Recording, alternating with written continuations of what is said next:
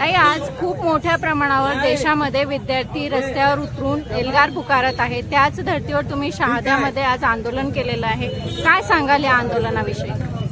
गेले 20-22 दिवस दिल्ली येथे जंतर मंतरमध्ये कॉक्रोच जनता पार्टी आणि सोनम वांगचुक यांनी उपोषण करवलेलं आहे. आमरण उपोषण सोनम वांगचुक यांनी केलेलं आहे. ते केलेलं आहे ते अशासाठी की जी पेपर फुटी आहे, नीट चीक म्हणा किंवा इतर कुठल्याही युवा वर्गासाठीचे परीक्षा आहे, ते पेपर फुटले 70 वेळेला फुटलेले आहेत आणि त्यामुळे पूर्ण युवा पिढी ही निराश झालेली आहे.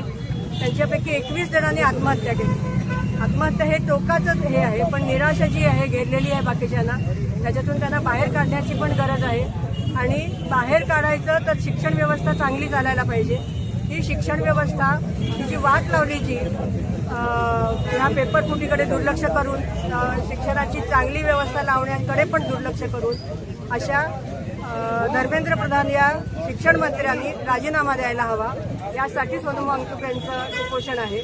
आणि हा मुद्दा हा मुद्दा फक्त दिल्लीवरती उपोषण किंवा आंदोलन करण्याचा नाही आहे. हा पूर्ण देशभरामध्ये आंदोलन व्हायला पाहिजे आणि देशामध्ये खरंच आज जास्तीत जास्त ठिकाणी त्यांना पाठिंबा देण्यासाठी निदर्शनं होत आहेत, उपोषणं होत आहेत, आंदोलन होत आहेत. आणि त्या सगळ्याचा एक भाग म्हणून आम्ही शहादा येथे सोनम वांगचुक यांना पाठिंबा देण्यासाठी आणि धर्मेंद्र प्रधान यांचा राजीनामा मागण्यासाठी म्हणून उपोषण इथे करत आहोत.